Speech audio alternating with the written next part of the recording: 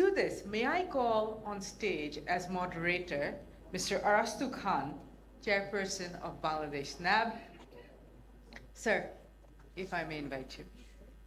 Thank you.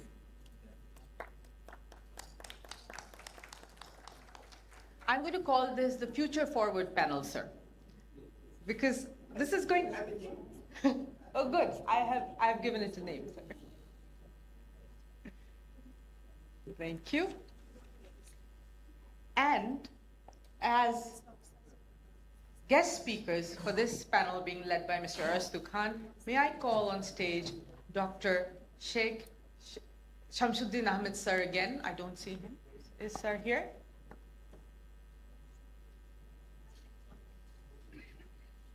Okay. May I call on stage Mr. Sami Ahmed, CEO, Startup Bangladesh, the government's only funded VC. The only government-funded VC in Bangladesh. I'm sorry if I said it wrong. Ms. Fai Wecheachai, Head of Market Development, GSG, and Ms. Laura Brower again, from Social Finance. Thank you very much. Over to you, sir.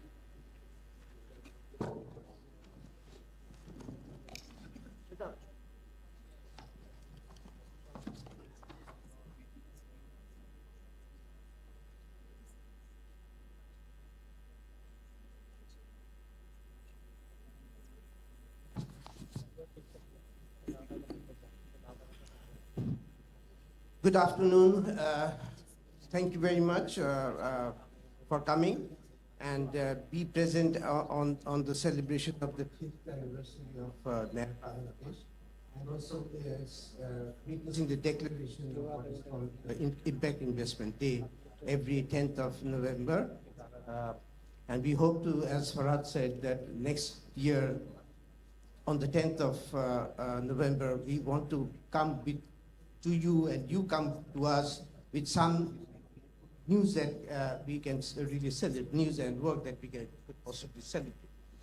So actually, this is the concluding. We don't have a name for this panel, but it is called the concluding panel. And concluding panel, people would like to see that concluding panel end quickly, because the panel stands between yourself and your lunch. So it will be brief and short. I have some questions. I will just try. I've brought out some points which I thought I would share with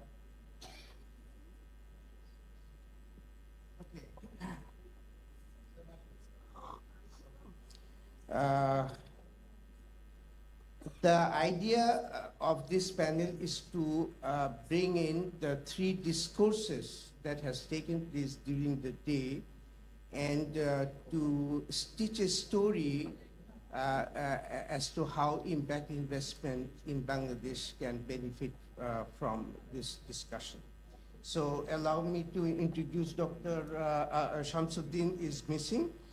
So we have Mr. Sami Ahmed, Managing Director and CEO of Startup Bangladesh, and also a distinguished member of NAB. We have Fai Wecheachai, okay? I know I'm not doing right and you're saying yes, but thank you. And she's the Global Steering Group Impact Investment. She's the Head of Market Development of Global Steering Group of Impact Investment, based in Thailand. Ms. Laura Brower, Social Finance, the Netherlands, and myself, Arastu Khan, who is the Member Secretary of NAB and also Chairman of the NAB Trust. Now, kicking off the discussion, I would go straight away to Sami. I have one question which I'm really seriously thinking I pick your mind. This is something which I think we could be helpful. And I have alluded to that in the morning when I met you. And Sami, my question to you is that development partners, particularly OECD, are propounding and professing use of what is called the blended finance that will fundamentally change the aid architecture of Bangladesh. This is what they are saying. and that the donor and public, along with the private corpus, will create augmented fund and for the development. And my question to you is, what is your take on that? Blended finance, and particularly the OECD, they have prepared a four-volume document on blended finance, and they are very serious about it, and how this blended finance could possibly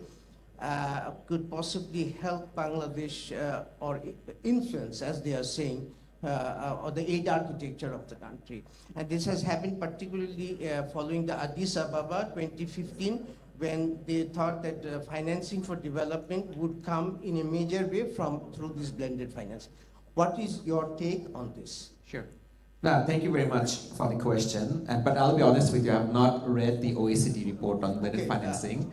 But as by experience working in Bangladesh, and I've worked under UNDP at some point, I've worked under World Bank, under the World Bank project, I've worked in the private sector and with government. So given that perspective, I do understand how the funding mechanism works in Bangladesh when it's funded by a development partner, or what KPIs do we look at, right?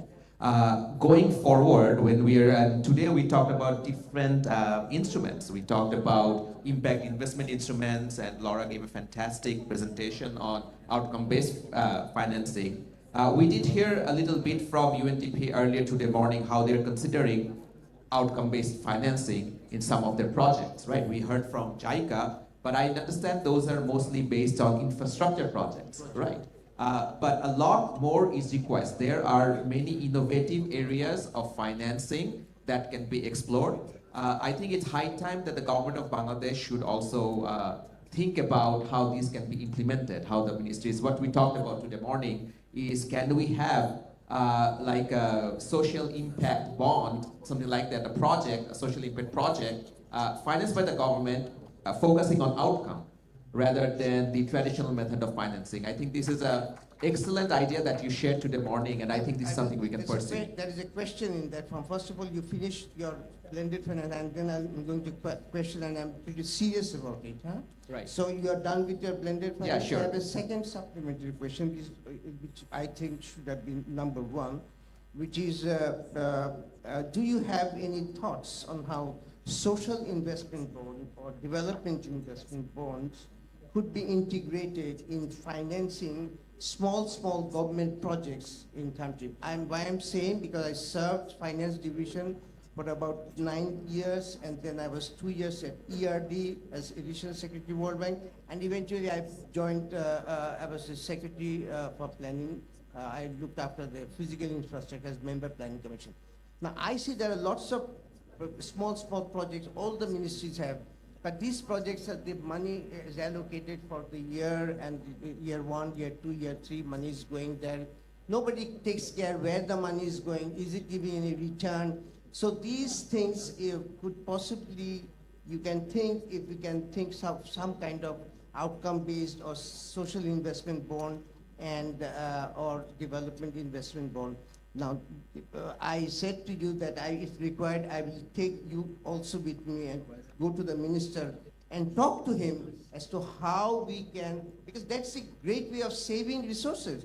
The government, as an outpayer organization, it just pays you only when the goods are delivered, when your targets are met, and then you pay.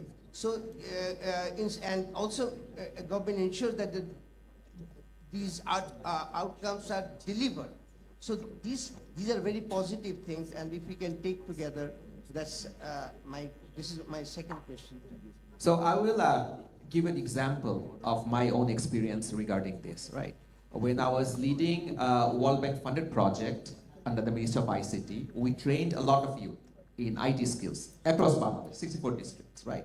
40,000 kids trained in a particular ICT skill through a soft loan, which we probably spend millions of dollars to do that, right? Millions of dollars, right? Now I come to Startup Bangladesh, and we invest in a EdTech, $500,000, right? In the EdTech startup, we invest $500,000, who's trained 15 million kids, youth, in the last 3 years, right? Imagine the difference, 20, 30,000 spending millions of government funding, and then government investing in a startup, only $500,000, and getting more than 100 times the output. And how is it possible? Because the startup is obviously has a business model, has it's also mobilizing fund from other private sector, other investors. I'll come to that. So startups, so if you look at it, outcomes of that. So my take from that is that it's better if you have a sustainable model, work with the private sector to implement this rather than the government trying to execution project. So that's the model I would prefer now from my experience. And yes, we talk about social bonds.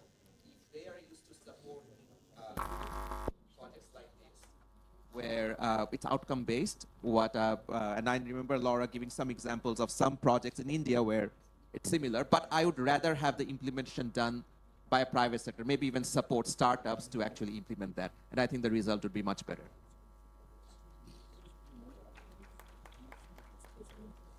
So can I come back to, I thought that I would bring to the gathered wisdom that we have gathered in the first event. And we have the joints of each of the panels. And into that specific round.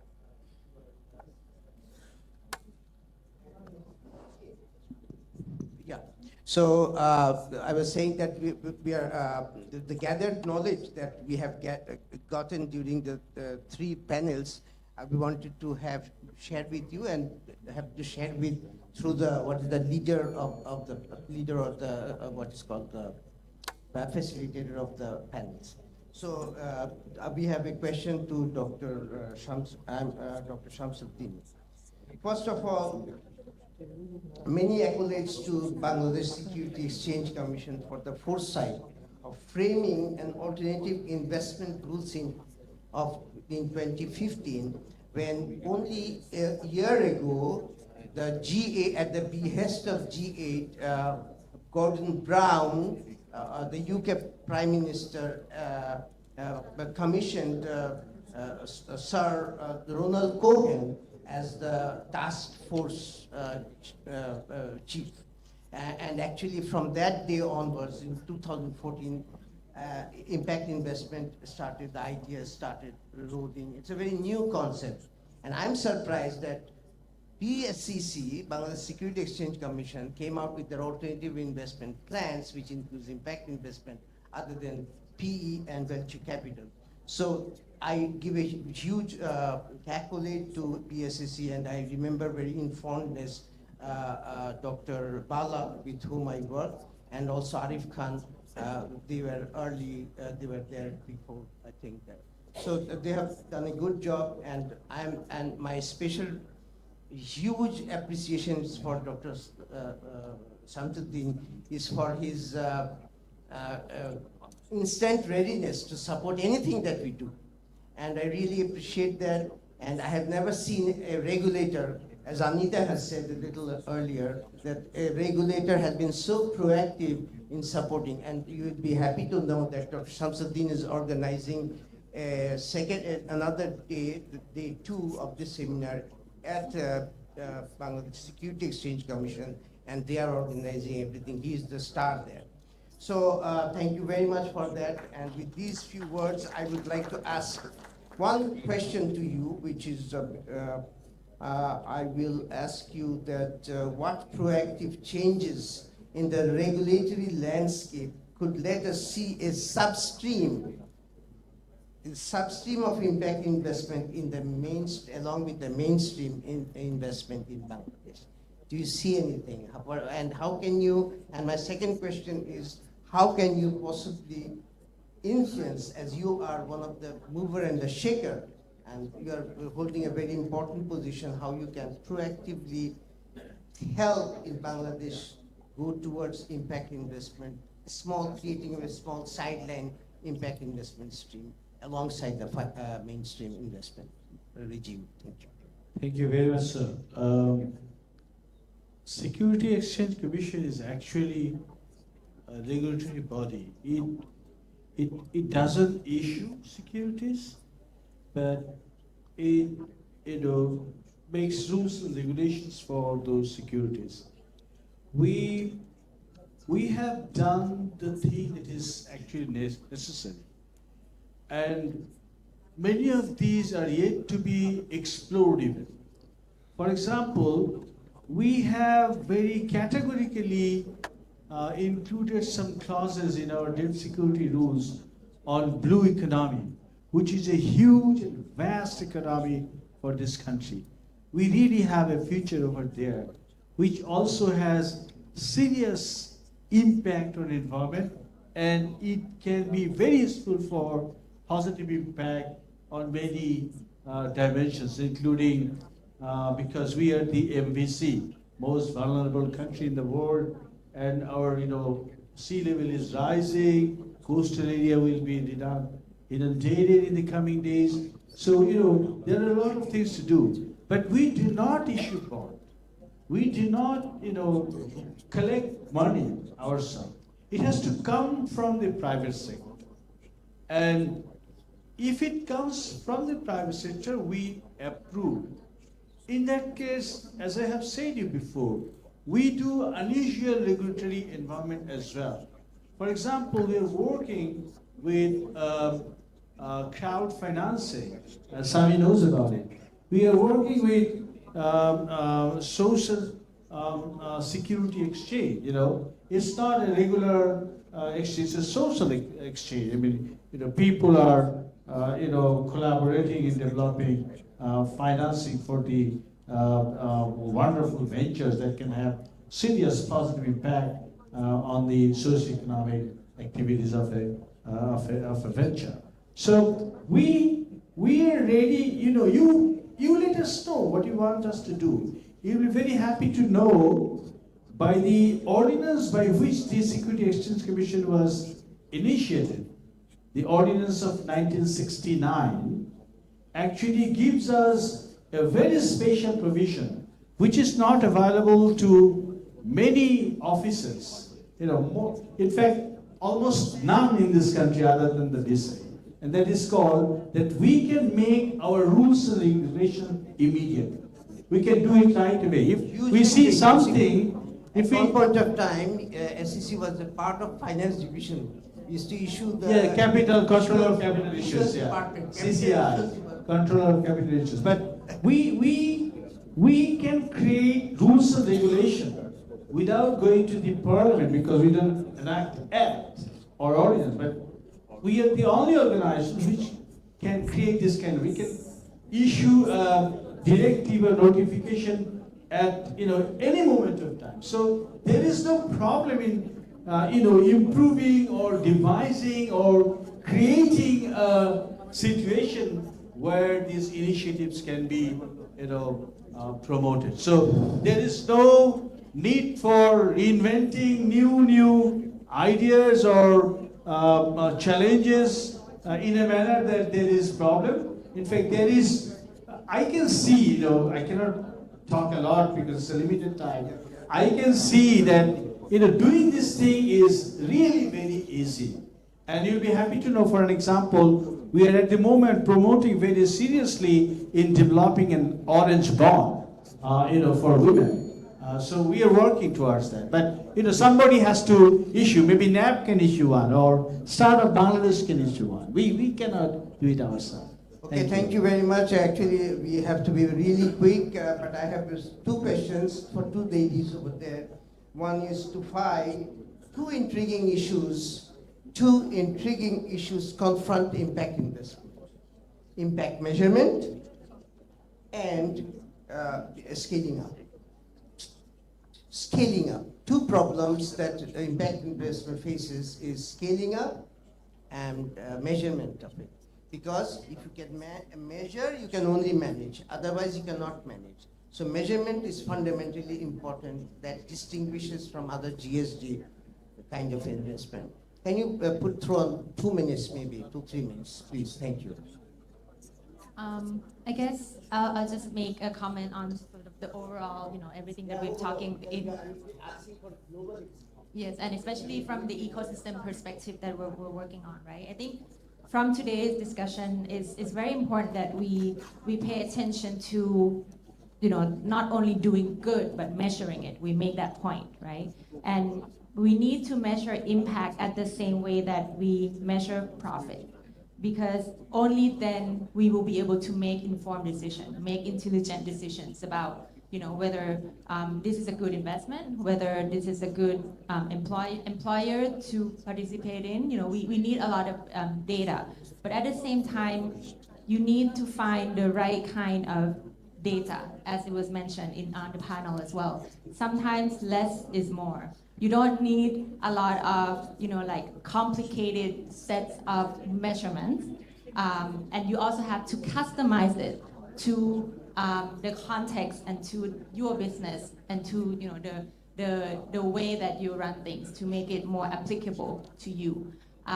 Sometimes hearing from what the Global North is saying and the way they address and tackle challenges might not be the answer for you, because the way they're looking at like challenges, they look at, for example, climate change. They're looking more at climate mitigation. And we here, we're probably in the Global South, we look more at climate mitigation, for example, right? We see the problem from different angles. So it is up to you, up to us, from the Global South to actually figure out what it is that makes sense for you. And that, I think, is the way that will lead us, from impact transparency, measuring the things that we do, recognizing the negative impact that we created on top of the positive impact that we're making in order to lead to the impact revolution that we're seeing. And another point I want to make also is that we're talking a lot about investments. And we hear so many different mechanisms and tools today from the second panel. Not every capital is good for you. So it's also important to look at the right kind of finance that will fit and suit to what your company, to what your organization needs. It could be debt financing, it could be private equity, it could be VC. You might need a grant from a philanthropist to actually scale up. So understand what your business needs and then find the right kind of finance to actually help you to be able to scale. Thank you, thank you. I will have to really wrap up quickly. I have a small question for Laura, because I think this social finance, Laura, Social Finance Netherlands engages in pay for success or social investment bond. You have engagement in this kind of job. Now, you also said that sometimes the public sector or government is the outcome pair. My question to you, and which I wanted to I also link you to what I said to Sami, is how did you rope in the government? What are the stages? How did you go and engage the government in making them agree to a project that is done by an implementer where the government is the outcome pair and there is an investor? So how do you do that? And do you think also there are provisions for what is called outcome fund or something like that? It can be a fund from which you can do that, or it could be an outcome pair. Yeah. Thanks. Yeah, I think the way we've done that in the Netherlands, for example, engaging the government as an outcome funder is, one is to really clearly define what it is you want to achieve. So it's the outcome definition, knowing how to measure it, but also to project and build evidence for what you think the impact is that you're going to make. And sometimes we also put a monetary value to that impact. So it might be savings, or it might be improved education, so improved productivity. So sometimes by putting a financial value to that impact, it makes it more tangible for government to know what that program or intervention can support. But I think the value comes from the cross-sector partnerships. So having a government come on board as an outcome funder together with a health insurance company, or together with a development funder, for example, and bringing in the investor can really help. And the last aspect about the social impact bond is that by paying for an outcome, you're de-risking your involvement as an outcome funder. It's the investor who is carrying more of that risk. So I think that's the third appeal that has worked well in our experience. Okay, thank you. Because I wanted to know how you did it, because we are going to knock the doors of the government as to how we can have some of the small projects done through this outcome fund, or what we call SID, or in developing countries could be DIPs. They did in India, the Rajasthan girls school education, they have done very successfully. But I think we will not, I'm not requesting any, if it is not really urgent, because I don't think you are, because you are more, people are hungry, and people from the West, they have their dinner about midday. So we are past 2 o'clock. I will not go for any further taking questions from there. I would like to thank you very much for joining. Thank you, Dr. Shamsuddin, very much for coming.